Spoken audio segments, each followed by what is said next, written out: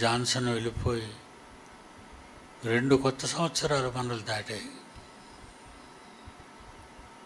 అంతే కదండి.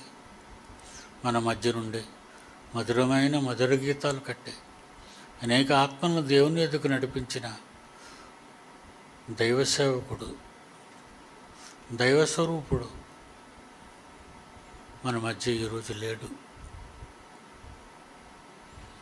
పిల్లలు అనాథులుగా మారారు, భార్య విధవరాలిగా ఉండిపోయింది. అలా అని ఎవరు లేరని నేను అంటలేదు. దేవుడు ఉన్నాడు, ఆయన ఉన్నాడు, ఆయన తీసేసుకున్నాడు.